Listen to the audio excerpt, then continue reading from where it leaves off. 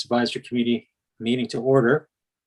This meeting is being held electronically as per section 19(1) of the town's procedure bylaw number 6228-19 as amended due to the COVID-19 situation. May I please have a motion to approve the agenda, please? Tom, Michael, vote. Okay.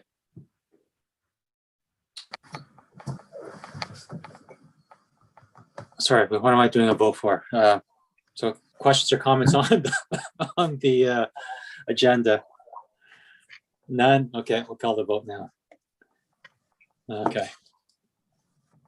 Any declarations of pecuniary interest? None. Okay. May I please have a motion to receive the meeting minutes of March 8, 2021? We'll have Tom, then Michael.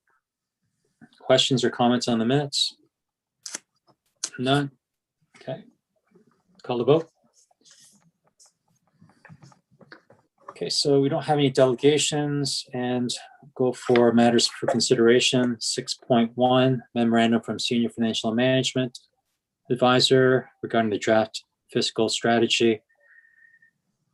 But we'll have a presentation by our treasurer first. Rachel. Okay, I'm just gonna share my screen here.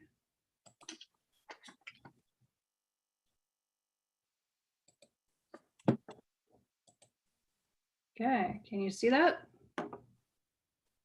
Yes. All right, so we'll get started. So this is a draft of the fiscal strategy that my team and I have been putting together that we plan on presenting to General Committee in June. So we're scheduled for June 1st. This is an opportunity for Finance Advisory Committee to provide feedback on the fiscal strategy before we move forward. So the agenda is we're going to look at financial sustainability and the fiscal strategy framework, fiscal strategy pillars, which include capital planning, reserve management, debt management, and revenue management, and what the next steps in the fiscal strategy include. So fiscal sustainability is the overarching objective of the fiscal strategy. That's what we're trying to achieve over the long term. So what is that? It's a long-term view of financial stewardship and financial management. It ensures that the town can continue to maintain desired levels of service and adapt for growth, and also ensure that and manage and moderate fiscal impacts from year to year. So that means like no significant swings in tax levies from or user rates from year to year. Enables a town to effectively maintain and replace assets, and also provides the ability to adapt to changing economic circumstances. And one other key piece to this is it has intergenerational equity. So we're basically ensuring that people are paying their fair share over time.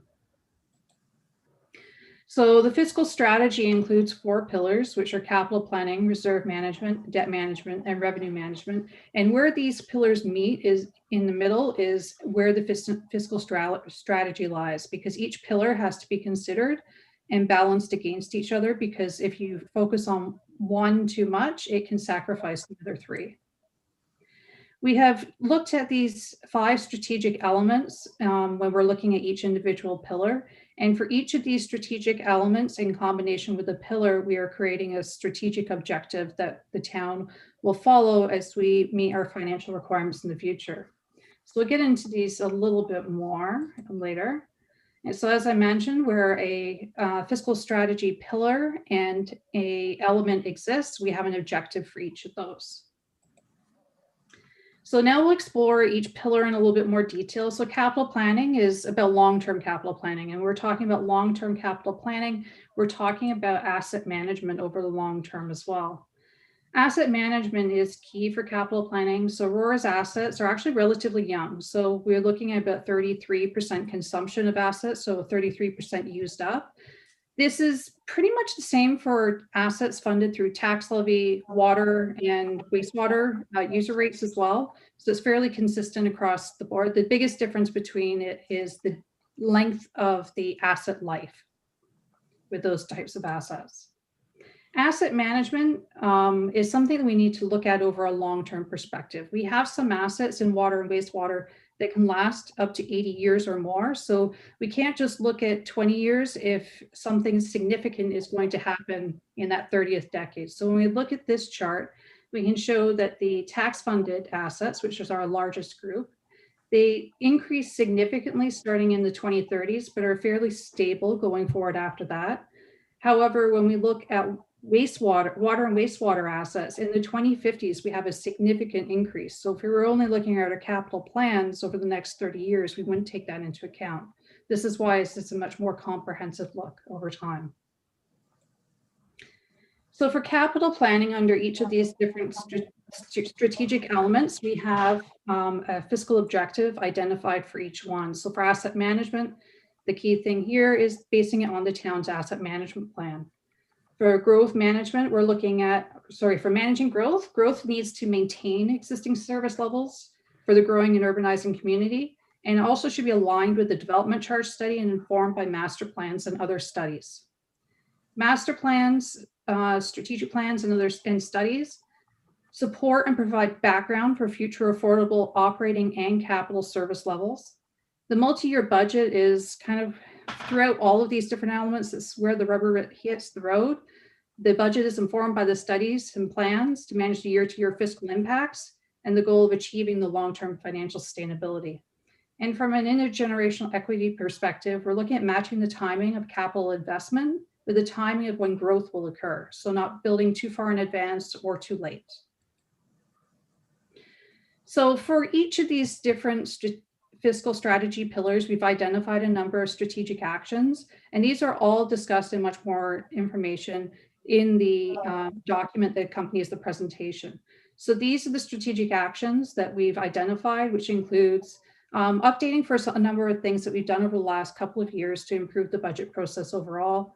Also further developing our asset management planning, which is currently underway, and including the other items that you see here before you. Our next pillar is reserve management. So reserve management maintains reserves to meet the needs of long-term capital plan. So this is making sure we have the funds available to pay for the capital projects in the future when we need them. Our current level of tax-funded reserves, so a number of these graphs are based on the BMA Consulting municipal studies. So they're based on 2019 financial results that are filed as part of the FIR. The FIR shows Aurora actually doing fairly well, but that also includes in the tax-funded reserves the money that's associated with the hydro sale proceeds, which we don't consider the same way we would for most tax-funded reserves. So when we back that out, we're a little further down the scale. And also considering the fact we've contributed a significant portion of that to the building of Library Square.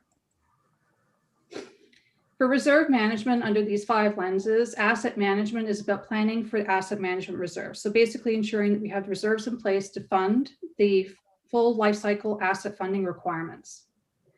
Managing growth, for growth capital tax and rate funded reserves, we need to make sure that they're adequately funded to meet long-term growth in the community.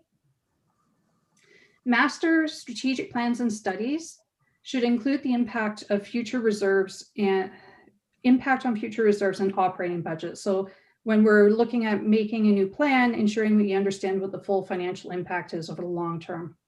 The multi-year budget maintains healthy reserves by ensuring that the reserve definitions and contributions align with the long-term capital planning needs. And intergenerational equity is about making sure that we're funding reserves over the long term, so plans should not overly burden one generation or another, or result in significant fiscal shocks. For our strategic actions, we need to start working on developing a reserve management policy. We need to take a look at our existing reserves, definitions, our capital reserve bylaws. We also need to develop a long-term reserve forecast, which is something that we don't have right now. Right now, we have as part of the budget, we look at the first 10 years, but as you saw from capital planning needs, particularly for water and wastewater, there are significant needs in about 30 years from now.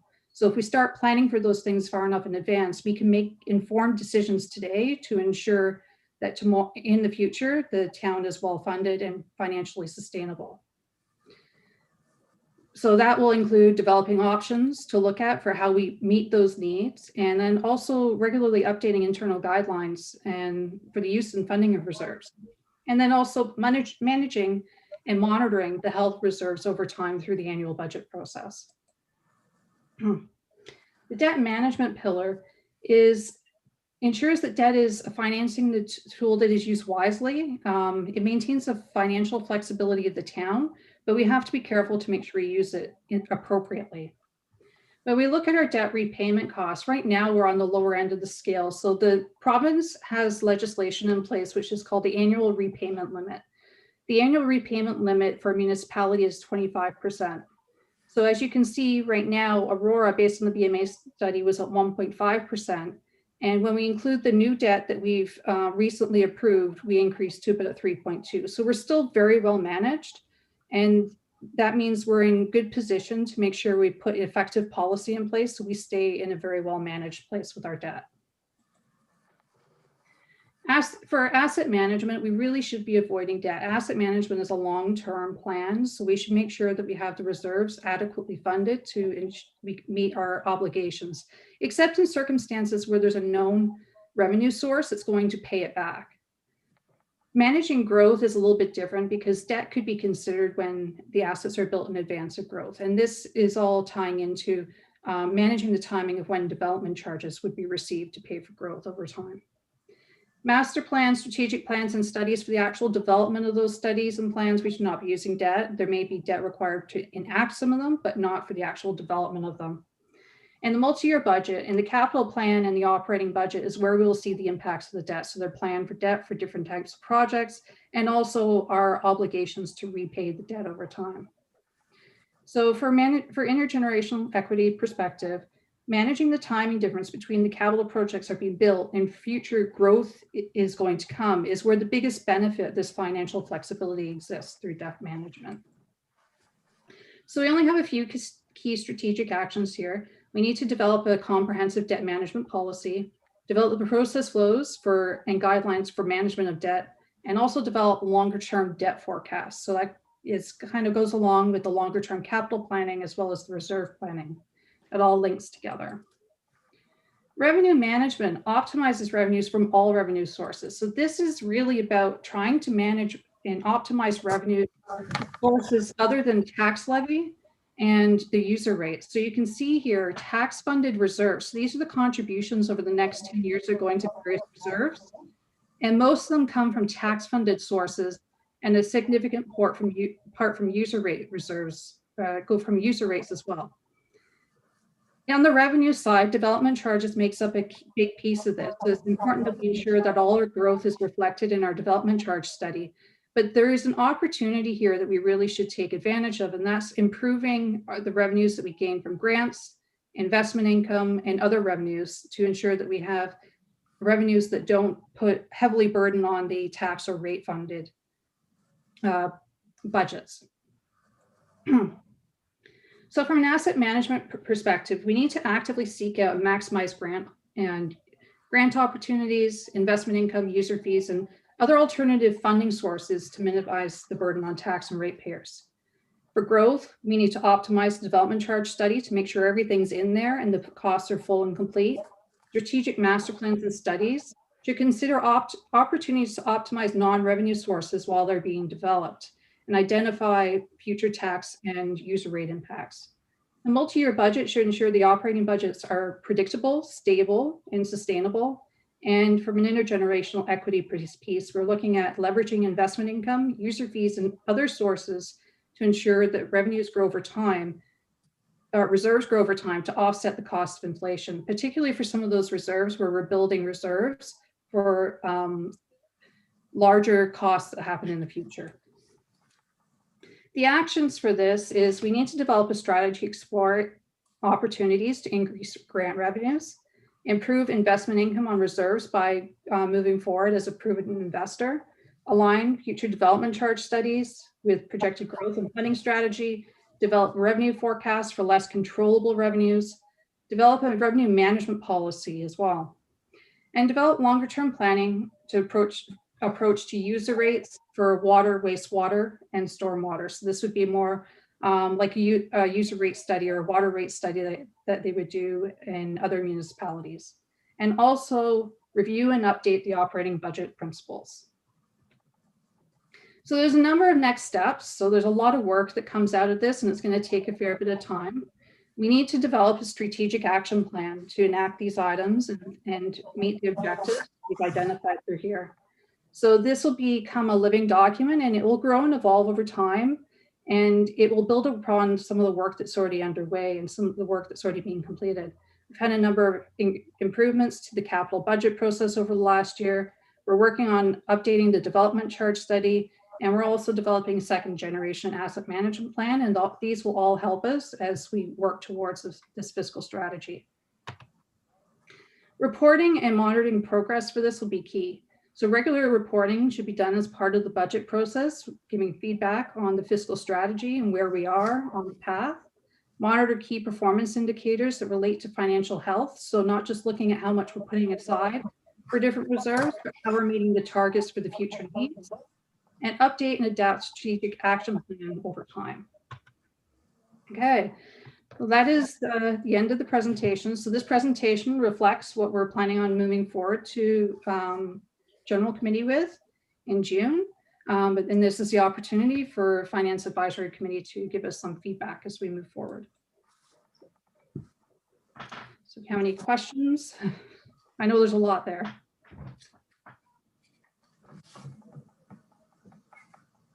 Harold, you're on mute. Thanks. I was saying, can I have someone move it and second it? It'll be Tom and Michael. Okay. We'll go on with questions. Tom? Thanks, Mr. Chair. Rachel, I mean, it's overall great. I think I love the way it looks and what you're presenting and some of the direction we're moving into to make sure that we properly budget as we continue to grow. The one question I had is under the Aurora's assessment for growth from 2005 to 2021, it does state in there, and it says that, you know, municipalities' growth is intended to pay for growth, but we all know that growth doesn't pay for growth. So are we properly charting the fact that growth actually does not pay for growth? I know we would love to have growth pay for growth, but that's not actually what occurs, and we know that. And so do we factor that in? So through you, Mr. Chair, so as you know, like growth does not always fully pay for growth, and it depends on the type of growth that is coming. But right now, what we're trying to do is through this strategy is actually put something in place so we can start planning out that growth and understand if growth really is paying for growth and if the growth that's coming is or is not coming. Like one of the things we're missing right now is we do not do any of the long-term development charge forecasting, like proper forecasting where we're basing it on trends and information that we have. Right now, the best estimate we have is what's in our development charge bylaw. And we can look historically at what's happened. And in some years in our past, we've had higher development charges than what we were expecting, and other years to be significantly lower. And that's part of why, even though growth may not always pay for growth, we need to balance these items together to ensure that we're not overly putting our eggs in one basket. So I know in the document, there's a few examples where if we start focusing too much on debt, because one of the things with growth is if you start, you know, if you take the approach of if you build it, they will come. What if they don't come? That's the big challenge, right? So making sure that we're well balanced and well managed is very important. Sure, and I also believe, and I know I've said this, and I know others have said this as well at times, that it's important to make sure that you don't mortgage the future for the present as well, right? But I want to know how closely is our finance department working with our planning and development department since we're going through our official plan right now and updating it as far as how we're going to envision the town growing, what we're going to allow as far as from a height restriction perspective. So how that growth is going to occur, and can what we're looking at providing for future growth, can we maintain those height restrictions, this and that, and still meet our financial requirements? Are you guys in line with each other? So through you, Mr. Mayor, through you, Mr. Chair, one of the things we're doing is we're having a lot of discussions, particularly when it comes to the official plan and where it impacts development charges, and also with the opportunity for a new community benefit charge. So we've been having a look at what's available under the Planning Act. We have a consultant in place working on our DCs now. They're also going to be doing that feasibility analysis on the community benefit charge too. And that's going to take into account what growth looks like for Aurora. If we stay with growth that's relatively low density or has significant height restrictions, so we're not looking at building anything that's 5 or more stories, like a community benefit charge makes sense. But it's not just that, it's also about looking at the development charges and what type of growth are we looking at. Like, I think development charges are probably going to change over the next few years because there's been a lot of focus in some municipalities on office space. And if this pandemic has taught us anything, a lot of organizations don't need the office space that they thought they needed before. So it's going to be interesting to see what happens, and we're working closely with planning on that. We're working with planning on our assessment growth forecasting as well. So there's a lot of work to be done there, and it's making sure that we have good principles in place as we move forward. No, that's good to hear. And then I just had one more question. When you mentioned about the reserves, and if we obviously it's on the graph that was presented, I think it had Aurora, and I think I'm looking at the right one. It had us at 1,000. Sorry, it had us at because we're in millions. So I think it's on the graph. It says 1,087. That is, and you said if we take away the Library Square, or not the Library Square, sorry, the Hydro Reserve funding is some of it that we're using. Where you said that it would shift us, like, do you know exactly where it would put us in that graph from the money that we're spending? Michelle? So through you, Mr. Mayor, this graph, based on the BMA studies, they take information from our financial information reserve, which is where they put together a number of reserve balances and do the calculation per capita. But for what they consider tax funded reserves, they also lump in the hydro sale funds, which we really don't consider the same way as we consider tax funded reserves. So that's why it shows that 1,087. So if you go further down the graph to $570, that's when we take those hydro fund reserves monies out. Oh, sorry. I apologize. I didn't see that. That's fine. I see it now. I didn't see it. I see it now. I appreciate it. So we're still in a good position, but yes, we moved on. So I just wanted to, I wasn't sure. I didn't see it on there, and that's why I was asking where would we be. So I see it now. So I appreciate it. Thank you. Thank you for pointing that. I didn't see it. That's all. Thank you. Michael? Thanks very much, Harold. Certainly, Rachel, great job overall. A lot to digest. You're right. I really like the term intergenerational equity. I know you didn't coin it, but I think it's great use here from an economic perspective in terms of the concept of fairness and, I guess, sharing the financial burden over a period of time, and it makes sense. The one thing, I guess, is in reading through the document, I've always been a big proponent in trying to, when reading these things, it's not just what we're saying, but how we're saying it and what is the overall tone. And the one, I guess, pillar or area where, I felt there was a bit of a conflicting message was around debt management. Because in parts of reading debt management, I got the sense of, hey, listen, debt financing is a good financial tool when used properly. And, it was a very more of a positive message that, this is a common tool to use and it's good to use it. But at the same time, there's language in there that's kind of the complete opposite, whereby, debt's to be avoided. And there were times where it felt conflicting. And even if I kind of relate it to intergenerational equity, whereby we say, let's debt finance something and spread it over 25 years because that's the life cycle of that particular asset you're building. To me, that equates with fairness, but it seems to also contradict some of the messaging I got. And in thinking about it just before this meeting, I wanted to go back to that section and reread it a couple times to see if that's truly that kind of takeaway.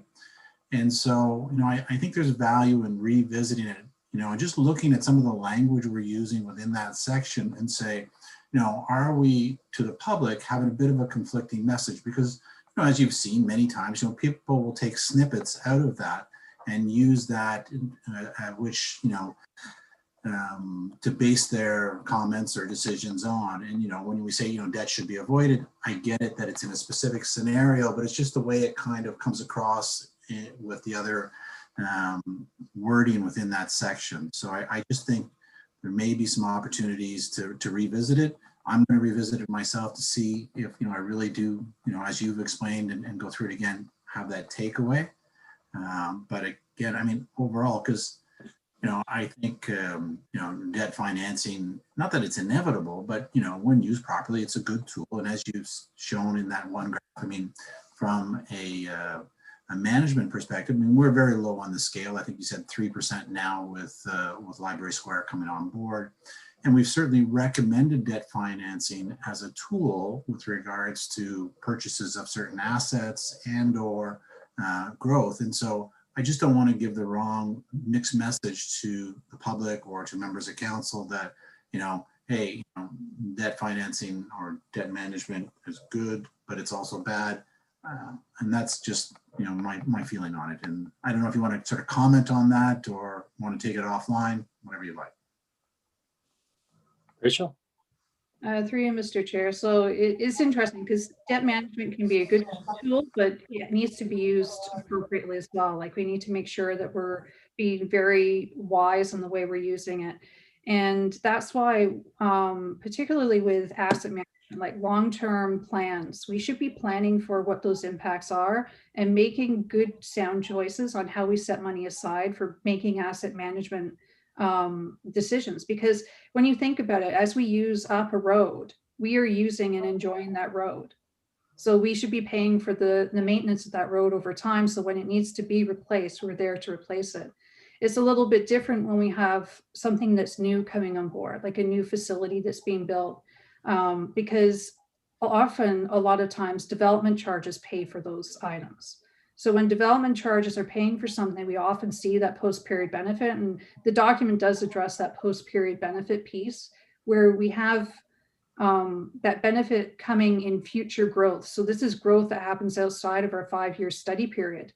And that means that we're not going to collect all the money over time. So debt works well when you have a known revenue source that's coming over time to pay for it, and it gives you that financial flexibility to manage that timing difference.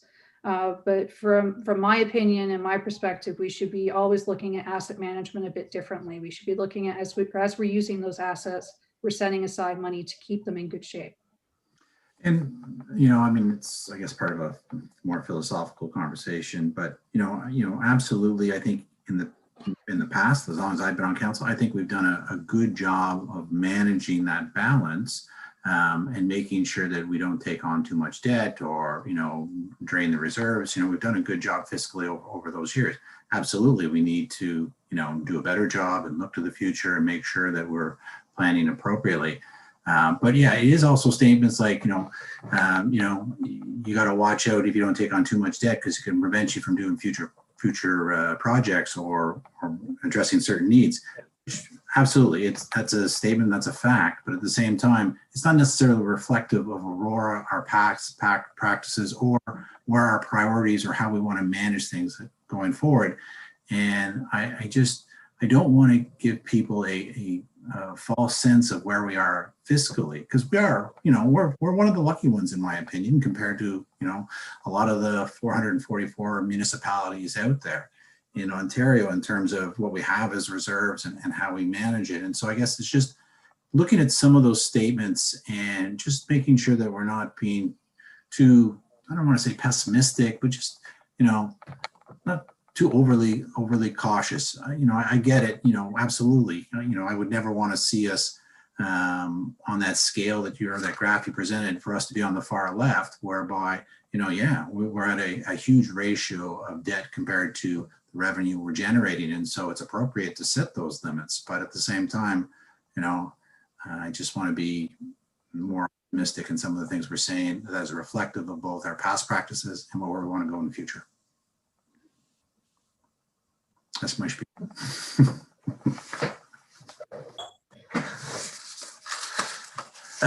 The other, I don't know if you want to respond to that and keep this going, or we can take it, or otherwise I have a couple other little minor points. I guess, Rachel? Through you, Mr. Chair. So like, I agree. Like right now we're very well managed in our debt, and we can maybe go offline and have some discussion about some of the terminology and areas that we can maybe just frame the messaging a little bit better. Yeah, I think it's just, It's all about, it's about staying well managed. Yep, absolutely, 100%. I found it interesting, one of the other comments about pursuing grants, and absolutely, we say that all the time, make use of whatever's out there and try and go after them. But at the same time, it seems like, and I can't prove it, but because we do such a good job and because we have healthy reserves, we seem to lose out on these grant opportunities because perhaps one of the criteria is those communities that need it more than Aurora does. And so, having good fiscal strategy sometimes seems to penalize us from qualifying for some of these special grants that are out there, because we've applied many times over the past 10 years. And, with the exception of those that have kind of sort of gone out across the community, we've missed out on a number of them. And so I find it interesting, that good management doesn't always mean, you're going to be rewarded as a result of that. And then my other final comment really is about the BMA study. And, I've been looking at the BMA studies since I was first on council. I think I have 10 years worth of them on my iPad. And, I've always been told by people in the municipality that, be careful about relying on it too much, because not every municipality, uses the same kind of equation when it comes to certain criteria. Fire service was one, or different things, and sometimes there are some variances, so you're not always comparing apples to apples. Has that been your experience as well with the BMA, that it's good, but it's not 100% accurate? Rachel? Through you, Mr. Chair. So yeah, the BMA study gives you a picture of how the information is reported. Like, for example, right here in our fiscal strategy, the tax funded reserves per capita, I stripped out the hydro sale proceeds because we don't consider that reserve the way that the FIR and the BMA study does. So it does give you an indication of how others are looking, but you kind of have to look at it in a more broader context. You can't be just comparing yourselves to one or two groups. But also, the fiscal strategy is about us determining what those levels should be. What should our reserves per capita be? What do they need to be over time? What targets do they need to hit? And establishing what those targets are so that we know where we need to be. And those external comparisons don't become as significant, because then we're knowing where we need to be for our own needs moving forward. Yeah. And my final piece really is around communication. There is a lot of information contained within this fiscal strategy, a lot to give thought to, but, has there also been some thought about how we are going to communicate it to the public, in terms of, phrasing or terminology that, everybody can kind of understand? Is there going to be some work between yourself and the communication manager, but maybe just trying to do a one-pager or some way to break this down into some simpler language so that people can get a little bit of a sense of what we're trying to achieve. And obviously, if they want to dive into it and explore in more detail, all the information's there, but it would be nice to be able to, communicate this well to the public at large about what we're doing and why. Rachel? So through you, Mr. Chair, it sounds like you've been listening into my communication or my meetings with our communications manager. We've had a lot of discussion about how we advertise this, communicate it out, how we showcase it, especially after, in June, after it does go through the council process, so that we can, ensure Aurorans are aware. We want to make sure that they understand that council is concerned about financial sustainability, not just over their 4-year terms, but over the long term as well. So we want to be able to showcase that. Wonderful. That's it for me. And if I see and hear anything or read anything else, I'll give you a call.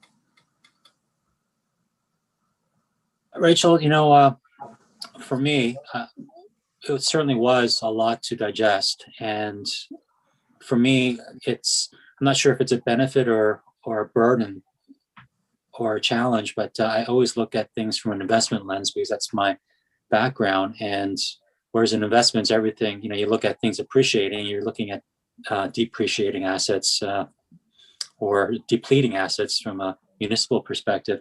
And so I found myself trying to look at things upside down.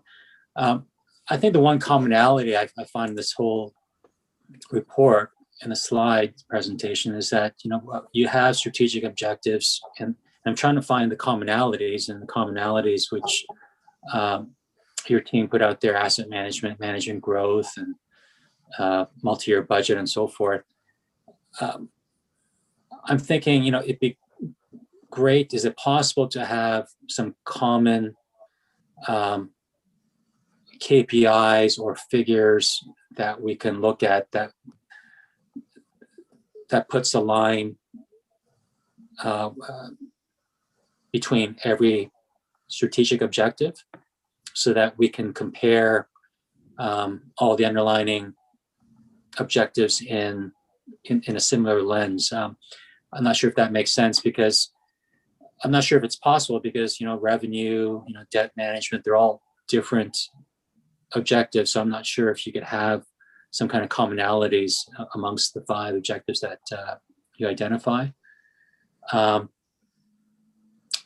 if that doesn't make sense, when I think about asset management, capital plan, and reserve management, I think about, like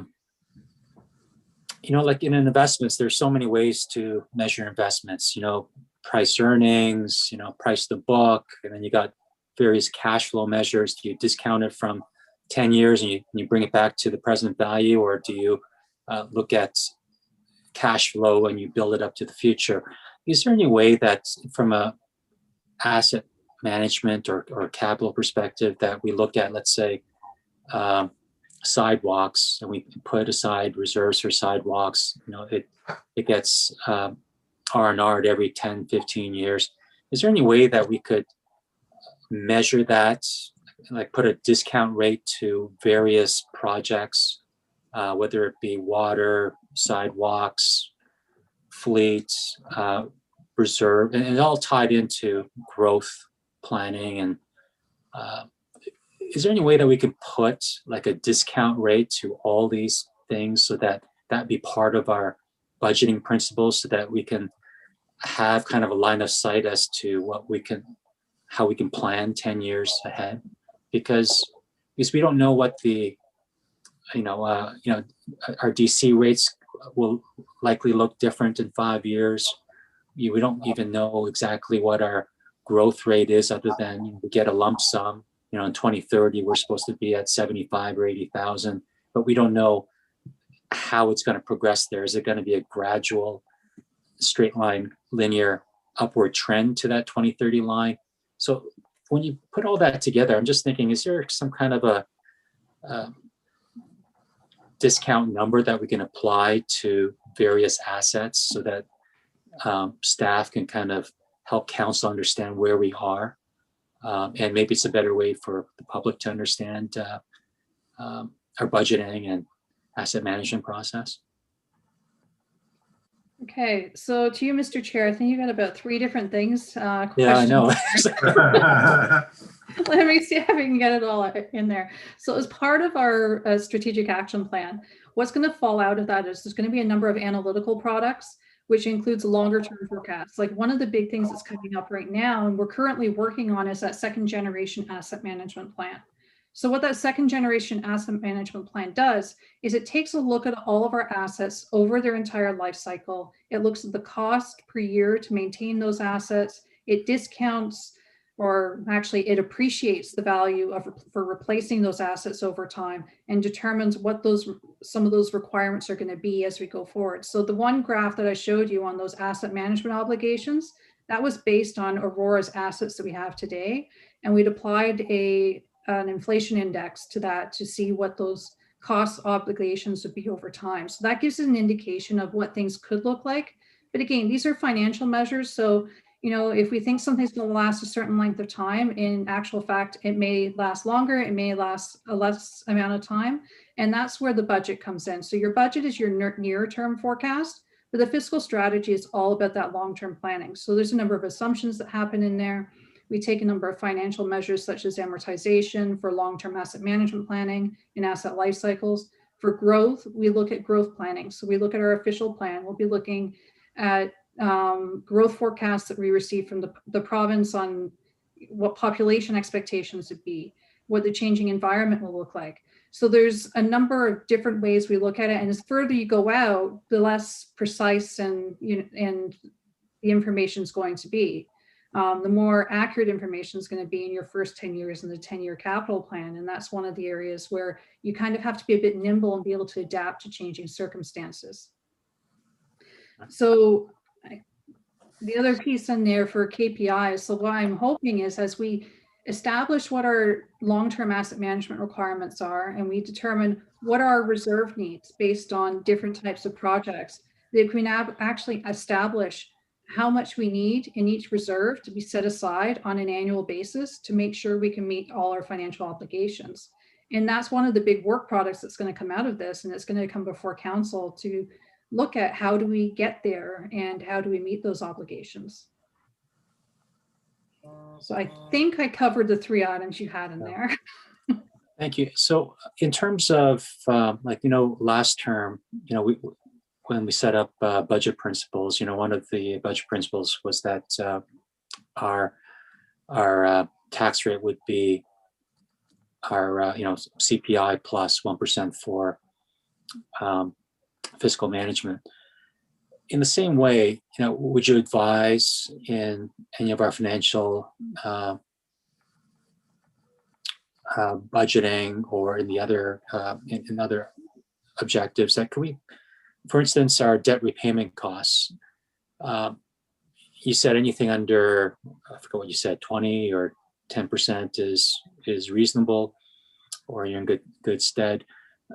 Would you advise for us to have a number to guide us, this council and future councils that, like our debt repayment costs shouldn't be any more than 10%? Or, there's a lot of other charts there that you have that, we could set a number to kind of make sure that we're on pace. Like, for instance, like the federal government, right, the last couple of years, they haven't been benchmarking anything, debt to GDP. They're just, spending blindly because we want to put out the fire first and we'll deal with the consequences later. So would you advise that we have some kind of actual number as a budget principle and say, we shouldn't exceed X and X percent? So to you, Mr. Chair, one of the things we're going to be developing is a debt management policy, and that will address what we can establish as reasonable levels, but it's not always necessarily a dollar value that's the most important piece. It's the policies that go around it. Under what circumstances should we consider or not consider issuing debt? Because we want to make sure that if we're doing it, we're issuing debt for the right reasons. And unlike the federal and provincial governments, municipalities have to pay back their debt. So we actually have to pay it down and pay it off. So it's very different to the federal and municipal budget, federal and provincial budgeting. And we also don't use debt for ongoing operations either. Mm-hmm. I don't have any other questions or comments. Michael? Thank you.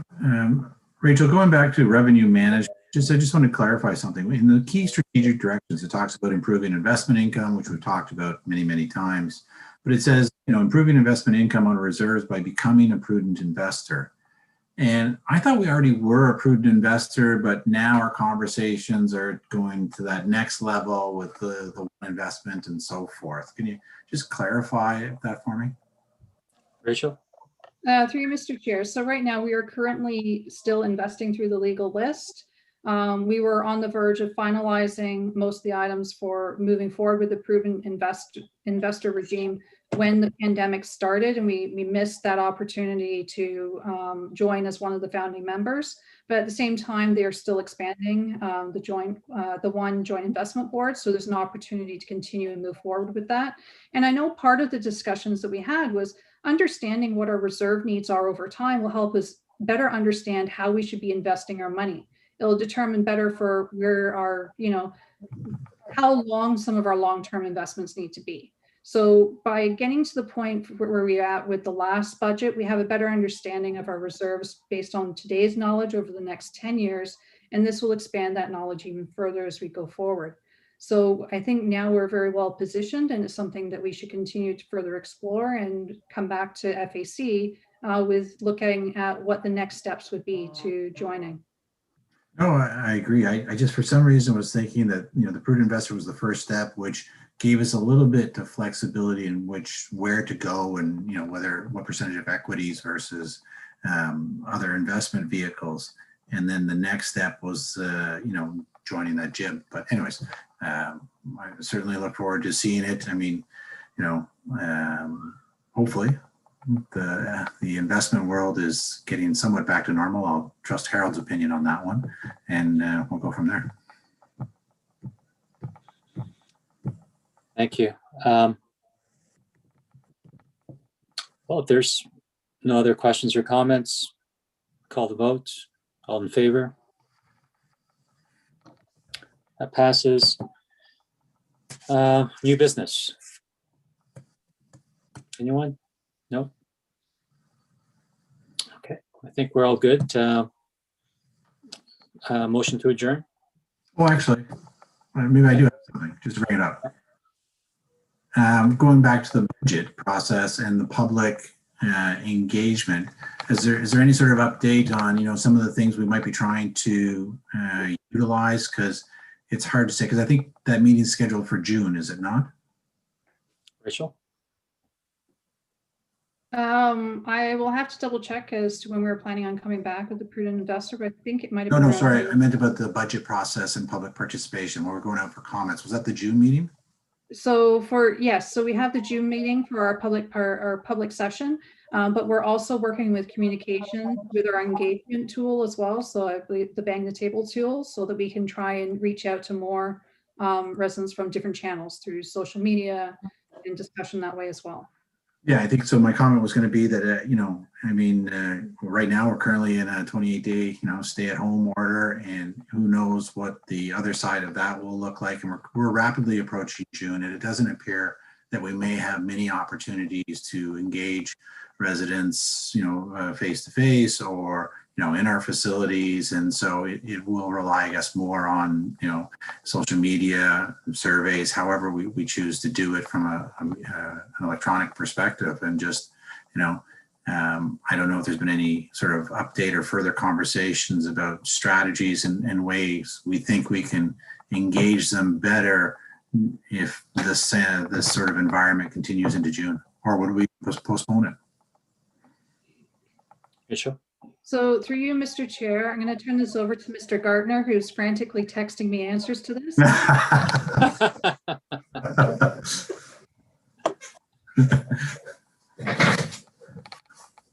Jason? Yes, hi, through you, Mr. Chair. Yes, as Rachel alluded to, we've been working quite a bit with corporate communications actually right now on a strategy for this year. And that strategy will include more virtual ideas that we're going to try out. So that we're just finalizing our strategy now. But there's the options are somewhat limited, but we have some neat ideas that we're going to explore, which will include additional ways of reaching out to the public virtually. No, that's great. I'm glad it's part of the conversations right now, because it definitely will be a challenge. There's no doubt about it. And it's good to hear that that's part of the communications that's going on behind the scenes to figure out how best to do it in these challenging times. So thank you. Thanks, Jason. Okay, if there's no further new business items, call motion to adjourn. Michael, Tom, all in favor? Thanks, everybody. See you later. Soon.